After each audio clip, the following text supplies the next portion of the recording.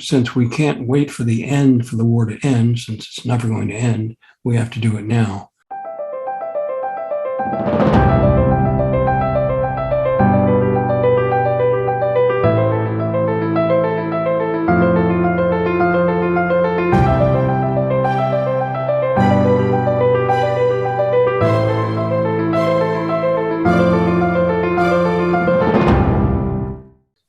I'm Alan Salisbury, founder and now chairman emeritus of the Coda Support Foundation.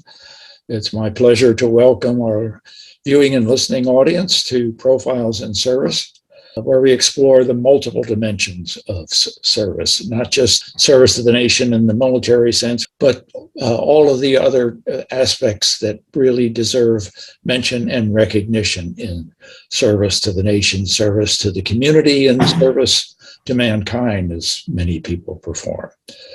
Today, I'm thrilled to have as our guest Jan C. Scruggs, a name which to those of us in the Vietnam generation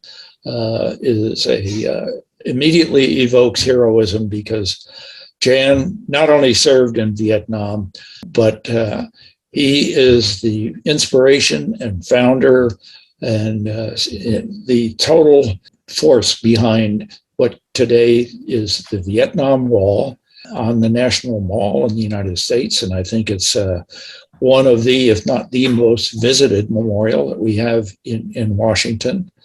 And that's a story in and of itself. And we'll touch on that certainly, but other aspects of Jan's service, which are multidimensional. So Jan, welcome to the Profiles in Service. I think we're episode number 7, still just getting started in the areas of service that we can touch on. But I'd like to start with your early life growing up. Grew up, I think, in Bowie, Maryland. Did service ever cross your mind through your early years growing up and high school? I know following high school, you enlisted in the armed services. Did you have an expectation at that time that since it was 1968 and the war in Vietnam was fully engaged and almost at its peak, that you would be soon off to Vietnam by raising your right hand and taking the oath of allegiance? Yeah, right before, we all had to show up at Fort Holabird, and they had this big drill sergeant kind of guy. And he says, okay, now, if any of you guys are really afraid to go into the Army, you better make a run for it now. I'll be back in an hour. We're going to catch you eventually.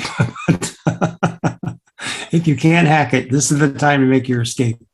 And but none of us did. We all thought it was kind of funny, although a couple of people really did start rethinking the whole thing. But what I did was volunteered for the draft in 1968. And when you went in as a draftee, the Army would decide what kind of career path they would put you on. They had a lot of openings then for infantry, as a matter of fact. And the most fascinating thing to me was after 5 weeks in the Army, I was still 18 years old, but they looked at my intelligence test, and whatever, I was maybe 125 or 130, but whatever it was, that was enough to become an Army infantry officer.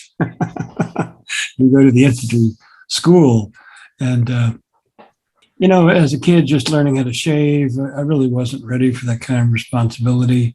And although sometimes I kind of regret it now, but it probably wasn't as difficult as it seemed. Anyway, yes, it appeared to me that I would probably end up going to Vietnam. And that's exactly what happened. Ended up with the 199th Light Infantry Brigade, very dramatic name. But in fact, it was a group. In 1969, the average Army infantry company was composed of about almost 90% draftees. And actually, it was higher in 1952 during the Korean War. So, yeah, not everyone is adventurous enough, let's say, to want to become an infantryman in real-life combat. So it's important to realize the people I was with, I just had such great respect for all of them. I mean, the officers, the NCOs, and just the people at my level who were usually 19, 20 years old. They had been drafted. They were certainly willing to go. None of them had particular, the ones I met had any particular exciting, were expecting, had to have an exciting time over there. As an infantryman, we all knew what could happen to us. So, but as an infantryman, I was trained as a 11 Charlie as opposed to 11 Bravo. 11 Bravo is strictly the rifle soldier with the M16 or the M60 machine gun. The 11 Charlie was the heavy weapons guy. So my weapons were the 90 millimeter recoilless rifle and the 81 millimeter mortar. The good thing about those two weapons is they were too heavy to carry. So we usually stayed at the fire base and did, mortar missions different times of the day or night when there were targets that had to be destroyed. We would drop the mortar shell down the tube, and it would fly out and miraculously hit a target maybe a mile away. So did that and had some very interesting things happen to me. I had a good friend I made. His name was Jesus de Leon. He and I had the same exact birthday, and they put him in the mortar platoon just for a couple of days, but they needed somebody to go out right away, and we'd take some casualties from landmines, and they sent Jesus. I was kind of next in line. They didn't pick me, and he was killed. And he was killed just, maybe 3 weeks, a month. And after this whole thing, years after it happened, because of the internet, now you can find the pictures of the people who gave their lives in Vietnam, and you can make contact with their parents and so forth. So Jesus de Leon never believed that he would return back from Vietnam alive, and he was correct in that. So that's what I did. I hung around all day, and what happened later was when we got into some real combat, and we became regular infantrymen. So you've experienced firsthand what it's like to be in a combat zone and engaged directly in combat.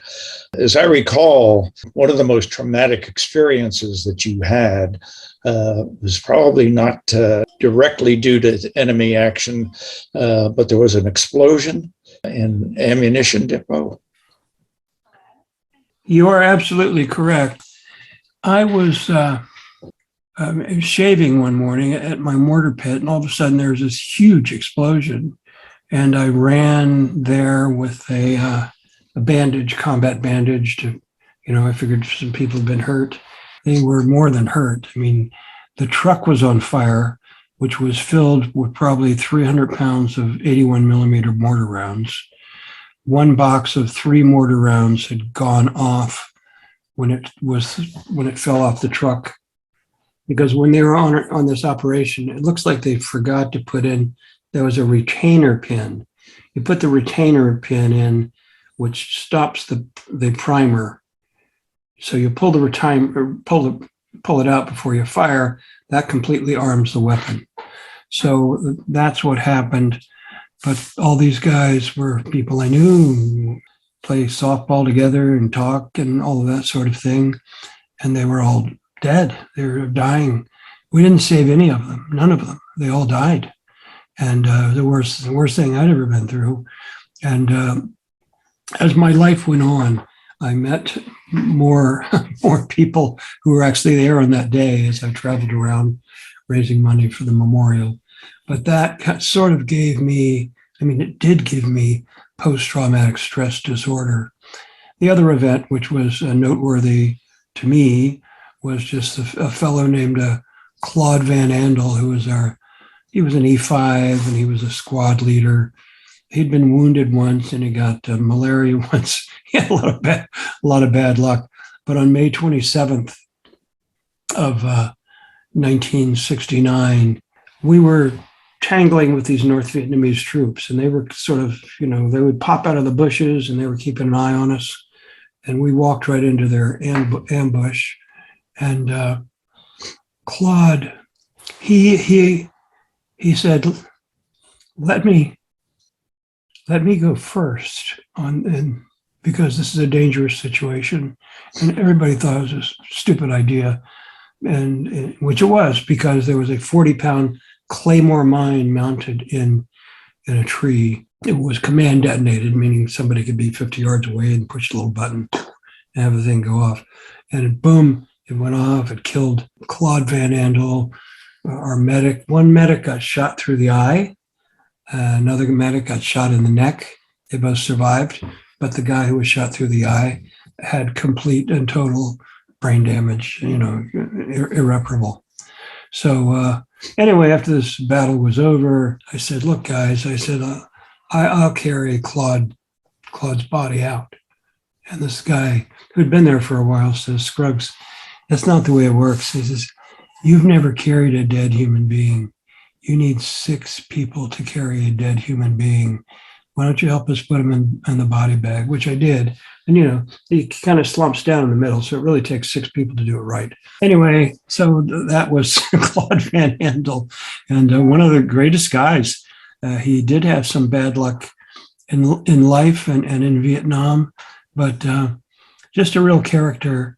And Nebraska television did a story on Claude Van Andel because he had this girlfriend in high school who was woken up at 9 o'clock in the morning, and she says she saw Claude Van Andel in her bedroom.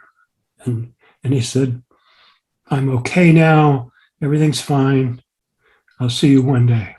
So anyway, after this all-day firefight, I mean, we had helicopters shooting rockets and machine guns. Everything that would blow up was kind of placed on top of the enemy. I don't know how any of them survived. The next day, we were that night, we were put together with some tanks, M60 tanks, and some Army personnel carriers, and we got another company. They were afraid we were going to get wiped out, I suppose. And the place was just crawling with North Vietnamese regulars. And these guys were very, very proficient. They were good marksmen. And it's kind of like these guys in Ukraine right now fighting the Russian. I mean, to them, we were the Russians. Okay. So it was quite fascinating. Anyway, I said, look, I have an idea. I'm going to take my Army poncho, during basic training, if you remember that. You have this poncho and you always put it behind your pistol belt. And I'm going to put it back there because I know I'm going to get shot today or hit with something. And that's exactly what happened. I got behind a tree and, rat-tat-tat. I looked where I was just laying before I got behind the tree. And all of a sudden, a 3 foot by 2 foot hole, poof, it would have blown me in half. So some other guys came and we were shooting, and then they had 3 rounds left and they shot 2. And I was just laying there, and all of a sudden I couldn't use my right hand because the shrapnel had gone through the muscle, and I don't know what the hell it had done. I couldn't shoot my rifle anymore, but I could put another magazine in, which I did, and just kind of waited for a target. And then I just said to myself, wait a minute. I said, I think I'm bleeding to death. I don't think I want to, I don't think I have time to shoot anybody because I think I'm dying here. Then as I was thinking that, I was kind of like an out-of-body experience in which I saw my body down there, but or my spirit or something was sort of lifting up towards the trees as I was praying, and said the Lord's Prayer, which I continue to do on a daily basis for reasons you might imagine are logical. And somebody, there are no Scruggs. Atheists in foxholes, as they say. Yeah. Although I knew some atheists in Vietnam, including one of the guys who helped save me. So anyway, they patched me up, and I went to the hospital. And at the time, the Army had Army and Marine Corps had something called the 6th Convalescent Center at Cam Bay. So this was for guys who got shot in the arm or, got grazed the shoulder, they could be rehabilitated and put back into their units. And I was one of those guys. It took a couple of months and I was ready to get back to my unit and completed my tour, which ended up being just sort of a non-event. But I always, whenever there was an opportunity to go out as an infantryman, I always volunteered because I thought that being a mortar crewman was could not be anything more boring than that because you're waiting for something to happen, which rarely happens. I mean, once every 3 or 4 days, there'd be a fire mission, an immediate fire mission that had to be manned immediately, as opposed to something that at midnight, we're going to shoot the mortars off because we've found a base camp. So you've introduced to me 3 topics that I want to explore a little bit with you. We'll take it out of the timeline because I think they're very important. Starting with, you mentioned earlier, 90% you thought of the troops that you were serving with were conscripted, and only yes. 10% volunteers. Actually, 88% according to the flash forward, and even today, tell us what your relationship is to the draft. Well, we were fortunate to have a very fantastic, good president. He was lucky and good in many ways, and that was Barack Obama. And for reasons I've never completely figured out, I was given the opportunity. I was actually on the Selective Service Board. So what would happen is if we have a draft again, which we may one day, I hope not, various people would say, look, I refuse to go to war, or I'll serve in a non-combat role, and so we would sort that out. So I'm the chairman of the Selective Service National Board of Appeals. I'm not sure anybody else wanted the job, but it kind of fell in my lap, and I was happy to do it. So you got to serve in a war with mostly drafted soldiers. I know this is quite different, but you've seen over the last 20 years what it is like to execute wars with a 100% volunteer force. I don't know if you've been able to draw any conclusions as to the effectiveness of one versus the other. And before I just let you go forth on that, November 1968 was an election year, and that was probably the peak of the anti-war movement in the United States. How do you feel that the draft situation affected the Vietnam War, and are we better off with or without it today? Well, the draft is only used when there's a real emergency. I mean, you don't draft people because of the invasion of Panama or we're going to Grenada or something like that. You draft people because you're in a situation in which you're losing a lot of people, and you need to replenish the armed forces so that we can win the battles necessary to get the war over with. So the draft in the United States has some beginnings in a very big way during the Civil War. The Union Army, everyone over 18 years of age or older in the Confederate States had to go in the Army, like it or not. The Union Army would sort of entice you to go into the military by giving you, I think, an enlistment bonus of what was probably worth $5,000 or $6,000 at the time, more for officers. So now we have these short little wars, or sometimes longer wars, like the War on Terror, and the casualties are much lower. Well, there's a reasons for this. One reason is we're using much better body armor. Protects your major organs, your head, your eyes, and this is very good. We're using tactics in which we try to persuade our allies to take part in it. I mean, the Iraqi army eventually became a very big and important part of our the effort to finish that whole thing. We time in Afghanistan. I mean, I think what did we lose, around 4,000? Yeah, Something. yeah, 4 or 5,000 people. So, but again, we changed the tactics and all of this, but you still have to rely upon those people who volunteer.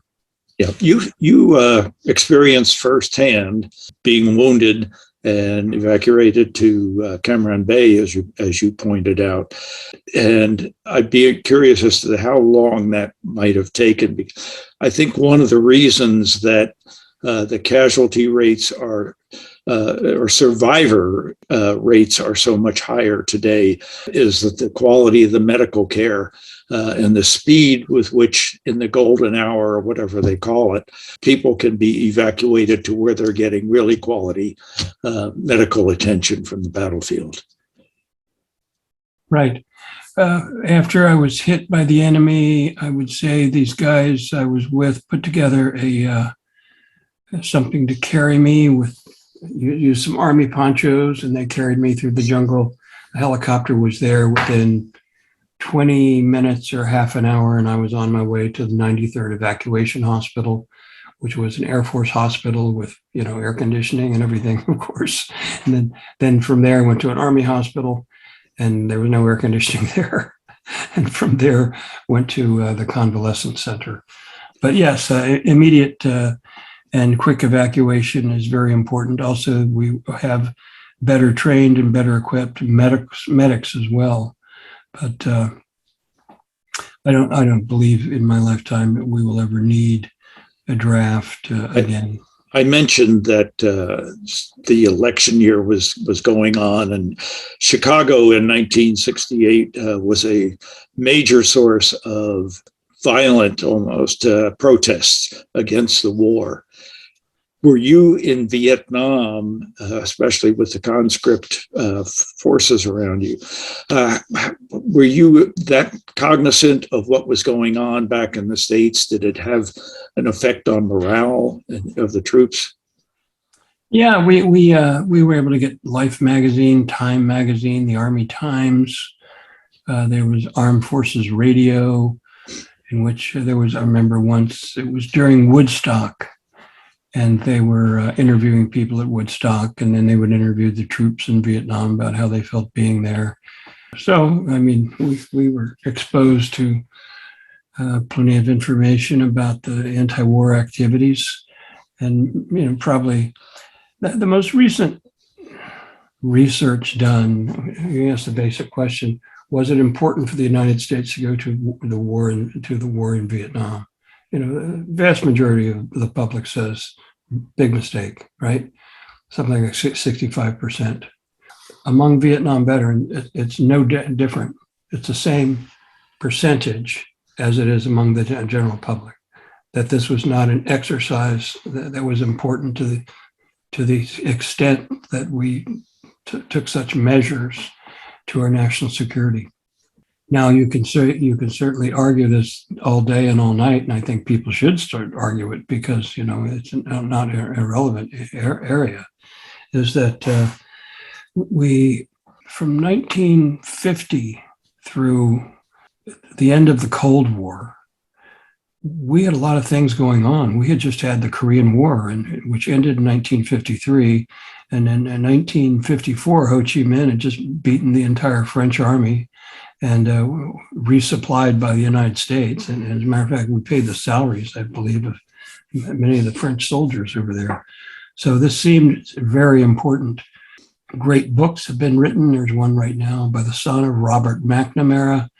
And the Vietnam War is still controversial. What did we learn from it? I'm not sure. We certainly learned one thing, which is to have fewer casualties. And it's important that we continue to have people volunteer for the military. And sometimes I think too much attention has gone on to the negative side of military life. I mean, a lot of people get out of the service, they have a lot of problems. But you know what? Military is a nice way of life. You get to travel. got to live in places like Spain and go Italy, get deployed in exotic locations, meet a lot of nice people, become part of a bigger family. So if for a lot of people who are in that mindset, you're not going to find anything as good as being in the U.S. Army or the other branches as well. You mentioned earlier that you developed PTSD. That term didn't exist, I don't believe, back then. And certainly it's a major factor today. But how would you say it was recognized by the leadership, and I mean the troop leadership on the scene at the time? Did they understand what had been earlier probably combat fatigue and a few other euphemisms, but was that understood as a psychological condition that needed treatment? Not that I saw anyway. I mean, there were a lot of guys who were just scared to death. Infantry guys who, there was a guy right after I was wounded. He begged the captain. He says, "Look, get me out of here, man. I don't want to die. I only have 3 weeks left in Vietnam. Please." He was crying. He said, "Please let me leave," with Scruggs on the helicopter. And they didn't let him go. They needed every man they could. They needed everybody with a rifle because we were in the middle of a storm. So here's the story of post-traumatic stress disorder. And I became a major player in the world of post-traumatic stress disorder. Yeah, you were considered an expert at it after your service in Vietnam. You are correct. Well, I was getting a master's degree in psychological counseling from American University. And I wrote 2 articles for the Washington Post, 1 article for military medicine with a co-author, Alan Berman, and it got in front of Congress. And I said, look, something has to be done because there are many people, according to the research I did, questionnaire research, the more exposure they had to combat, the more psychological difficulties they had in their life, or the higher use of drugs, alcohol, bigger marital problems.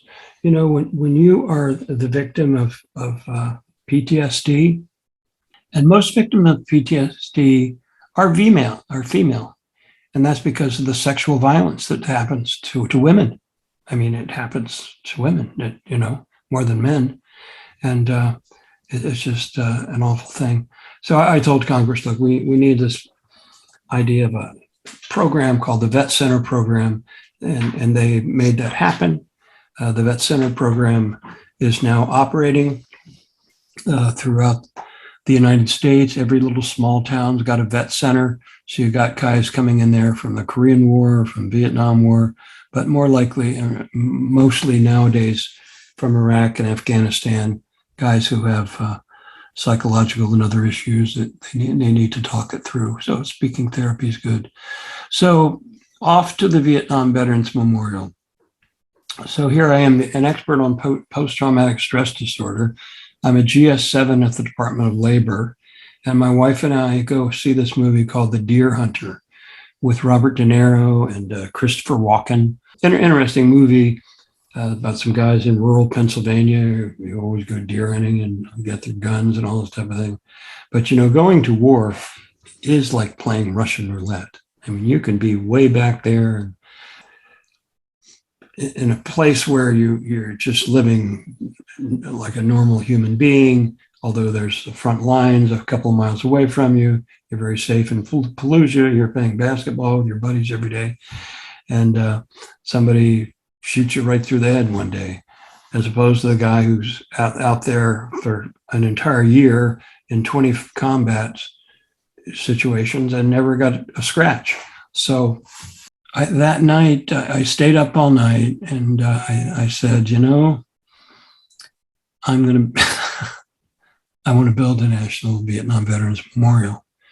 And just the complete, audacity and stupidity of me thinking that I could actually do something this complicated. It was astounding that it ever worked. But basically, when my father died, he left me, I think I had like $2,800 in the bank. I said to my wife, I said, I have to do this. I feel like, I have to do this. And she said, well, if you have to do it, go ahead and do it. But, we're not exactly wealthy people. So I had a press conference, I got some publicity. They said, how much do you need to build the memorial? I figured, well, I guess $1 million, right? Because you can do anything with $1 million. That's how naive and stupid I was. So they called me up in July of, it was May 28th when I had the press conference. That was May 28th, 1969 was when I was wounded. May 28th, 1979 was when I had the press conference. So they called me up from CBS News and they said, how much money have you raised? You need $1 million. And I said, well, actually $144.50. And I said, oh boy, this is not good, but it was good. Here's what I needed. I needed a team, and I got the team from the U.S. Military Academy at West Point, a guy named John P. Wheeler, who was a genius, sort of. I mean, he got a degree from West Point, the Harvard Business School, and the Yale Law School. Not everybody I know is able to pull that off. So he's a very brilliant guy. And he got me together with some other guys who were West Point graduates who also went to Harvard Business School, including a guy named Tom Shull, who now runs the Armed Forces Exchange Service. And Tom Shull was plugged into the administration, the Reagan administration. So we put together this whole plan. It was like a Harvard Business School problem. How do we get a national memorial built? Well, first thing we found out, to my surprise, you don't just build one because you feel like it. You build one because Congress has decided you can build one. So I had to start changing myself, my life. I had to transform myself from being a very quiet kind of person to being very extroverted, to doing public speaking, having confrontations with, big people. I mean, senators, members of Congress. So I had to grow in order to make this whole thing work. And we had the largest architectural design competition in the history of Western civilization. Thank you for the Harvard Business School and you guys, at West Point. That's what they said. This is only one way to do this, Scruggs. We got to let anyone over 18 years of age or older compete. And we did. And who won? Guess. Maya Ying Lin. An Asian woman. Yeah. Young Asian woman at the time. Young Asian woman. She was her last year at Yale. Both of her parents were taught college at the University of Ohio in Athens. And her ancestors were some of the first people of Chinese ancestry who were taken to England to be educated and so forth. She comes from quite a gene pool there.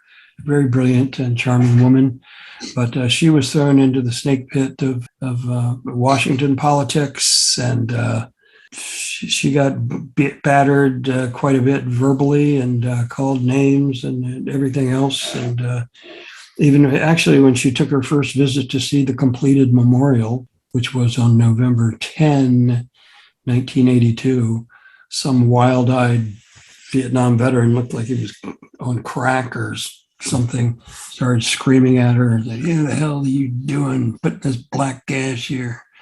So all that ended one day, Alan, because the American public just fell in love with this memorial.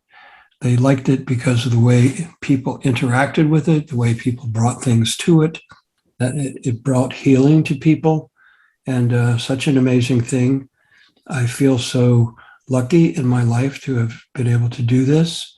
It has been a very difficult and has been a very difficult thing to go through. When you do something like this, all of a sudden you kind of have a target on your back for the rest of your life. So no good deed goes unpunished, as so many. Yeah, right.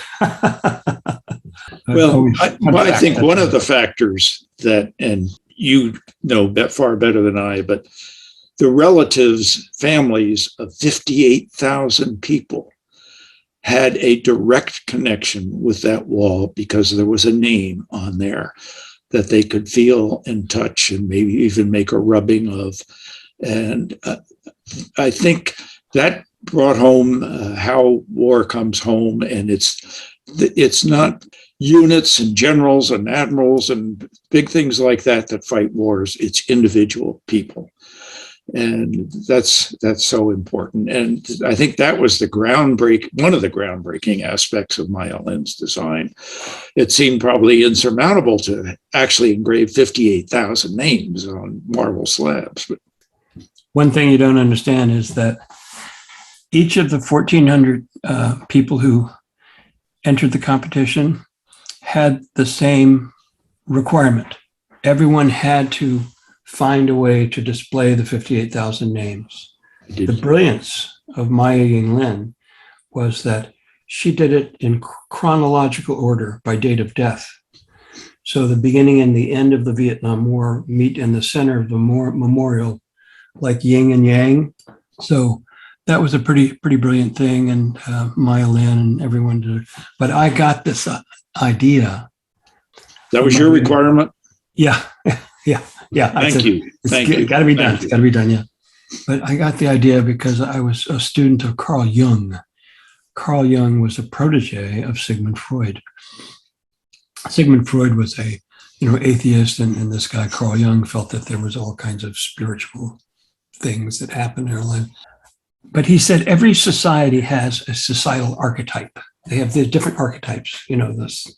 But a primary archetype is the person who puts himself or herself at risk to save the society, to save them from being conquered, to winning some big battle. And even better if he sheds his own blood in defense, So this is the archetype. And therefore, I would take this as a fundraising thing and as an aspect of the memorial that would make it different than most memorials in America. However, I go to Gettysburg and other Civil War battlefields that are an interest of mine, and many of them have many names engraved. But this was really the big one. The only one bigger is the Thiepval, which is in France, and that was the Somme offensive. The British Army lost, I think, 70,000 people in 5 to 10 days. It was a real bloodbath. But that's the story behind the names on the wall. And Carl Jung, Jung, a very fascinating person. He still has quite a following. There's even a Carl Jung Society here in Annapolis, Maryland. I have to drop by and see him sometime. Partly in response to the anxiety of many people had over the design that she put forth. I guess it was an element of compromise where they agreed to add Frederick Hart's sculptures of 3 soldiers. How did you feel about that then, and how do you feel about it today? I felt that if it was done right, it would be excellent, and it was done right, and it is excellent, and everybody loves it. Now, this strained our relationship with Maya Ying Lin, who did not want this statue put there, but we had to get it put there because we had made a deal with, H. Ross Perot and, all these people who were pretty serious. I mean, very serious, angry people. So we were going to put that statue there. We had no choice. We made an agreement. That's the way it was.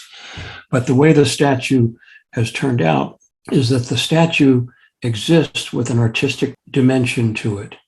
It works with the wall. The statues are looking at the names on the wall. And so everything works just fine, and it's great.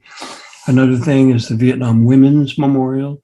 It's very nice, from a sculptress in New Mexico. People love it. It's a nice place if you have a class, for example, of 25 or 30 people, you can sort of stand there with the 3 nurses and give a little lecture. I do that with some frequency when I take groups to see it. So it's a good thing. You must take a lot of pride in the fact that that memorial today is, I'm not sure whether it's first or, but certainly in the very small top visited memorials in Washington. Well, I'll tell you what, it's definitely the most popular memorial in the entire world in terms of people knowing about it. I mean, I've been with a group there once from Hiroshima. Throughout the world, people know about the Vietnam Veterans Memorial because the design is so brilliant. In a good year, COVID kind of screwed things up, but by and large, you get 5.5 million people a year. That's a lot of people. Initially we had like 2 million people a year. So this is now the 40th anniversary of the Vietnam Veterans Memorial. So I would imagine probably 150 million people have probably come to see it, quite frankly. I mean, if you have 5.5 million times 10, that's 55 million, right? Okay, it's times 20, that's 110 million.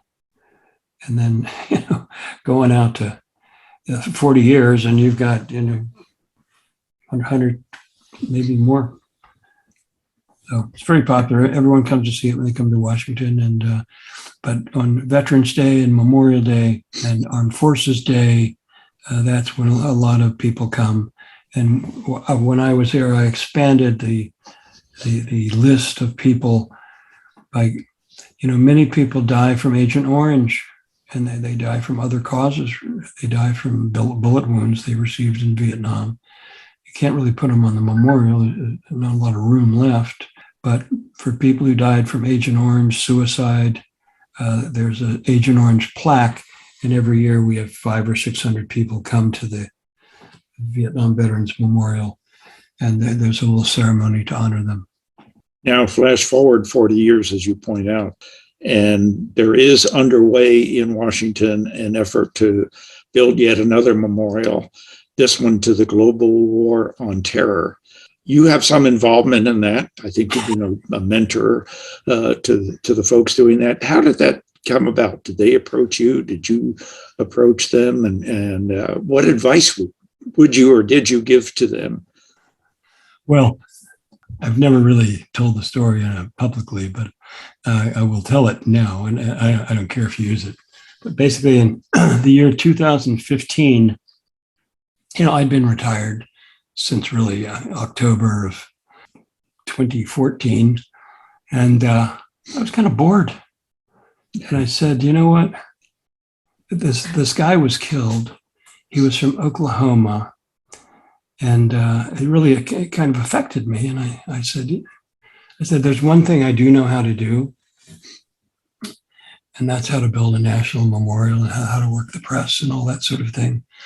So I put together a committee of people who would advise me on this, and is this the time to do it yet? I mean, I talked to General Petraeus, very brilliant guy. I love talking to him. And he felt this was a good time to sort of fix the site for the memorial, and then later work on the design. And I talked to other people, and then I had a press conference in November of 2015, and here I am at the Vietnam Wall, and I'm talking to Army Times about the need for a memorial for the people who fought for the global war on terror, because it's an ongoing war. It's never going to end in our lifetime. It's always going to be there for us. So since we can't wait for the war to end, since it's never going to end, we have to do it now. So I gave everything. I gave them a lot of money. I raised a lot of money for them. I turned it over to some other people, and I sort of did my work. I don't Hey, I'm 73 years old. I'm not looking for new monuments to build in Washington. I've done that, but I wanted to get this one started. It was really important to me. I think it's important to the country. Global War on Terror Memorial, gwot.org. You can get some information on it. It's a nice little place to make a donation to. And the Code of Support. I want you to know that I give my money to the Code of Support, and I'm very happy to and proud to, because Alan Salisbury, I know you've met him, he has developed brilliant programs that really help these people who really need help, who just got out of the military. Maybe they're unemployed, they need jobs, they need some counseling. And Alan and his crew do some good work, and it's greatly appreciated. Thank you for that, Jan. I might point out that about 15% of the clients that are helped by the Dakota Support Foundation are Vietnam veterans still needing help. To pick up earlier, they constitute a disproportionate percentage of those who, especially of those veterans who are homeless today. And I attribute that in large measure to the fact that we didn't take care of them properly when they came home 50 years ago. Yes, you can stave problems off by treating them before they get worse. And that was not done for these Vietnam guys. So it's, as a society, I mean, I'm one of the youngest Vietnam veterans. I'm 72. Most of them are more like 78 or even 80. So it's, a lot of people had a really rough time in their life because of that war, and God bless them. Well, Jan, anything else you'd like to tell us about what you're doing today, and any observations you'd like to leave us with? You know, I think it's really important for people to realize they have a lot more potential than they may think they do. I mean, I'm just taking my own case of being this kind of shy, quiet guy who had to propel myself into the limelight nationally and get something built. I mean, it's like a storybook ending to this whole thing. And the fact that I was kind of a little nothing corporal who came back from Vietnam is kind of part of the story. But I'd like to, I always encourage people to look around in their local communities. I mean, maybe they like, help dogs and cats find owners, or maybe do something more human oriented. People need tutoring, people need job skills. There's a lot of ways that you can involve yourself. I did some work in a local church here, and right before this COVID thing started, just giving out food to refugees and people who end up in Annapolis from other countries, and people who are desperately poor. And this church, and along with others, finds food from these food pantries and from restaurants, and it's a nice little thing to do. So I hope everybody will consider doing something like that in their life. You are 73, I think you said now. And you mentioned that when you retired, you got bored, and that got you to continue your involvement. And I will confess to being 85 years old now. And I am following the mantra of, if you want to stay alive, stay engaged. And there are so many, as you point out, really great needs out there, and really great organizations addressing those needs. And if you don't see one that's addressing the need that you think is so important, start it yourself. A corporal can do that. A GS7 can do that. And I thank you for your service to the nation, Jan Scruggs. And I look forward to even more to hear about your accomplishments in the years to come. Yeah, well, keep up the good work. And you have a sort of an inspiring life. If people will go on the internet and kind of punch in Alan Salisbury. I don't think I have a Wikipedia page like you do. You don't. I've got a very big one, actually. By the way, there's a little town in Maryland called Salisbury, in case you've ever. Oh, yes. Yes. Well, I go to the university occasionally to pick up a sweatshirt or something. Brilliant. I love it. Well, thank you much. We've been talking with Jan Scruggs, founder of The Wall, and a inspiration to the nation in terms of his accomplishments and his humbly addressing that anybody can do it. Jan Scruggs, I don't believe you're anybody, but you are an inspiration to those who aspire to be a somebody. Thank you for your service again. And thank you, our listeners. This has been an episode of Profiles in Service, a podcast that explores the multiple dimensions of service to the nation, service to the humanity, and service to mankind. Thanks very much, Dan.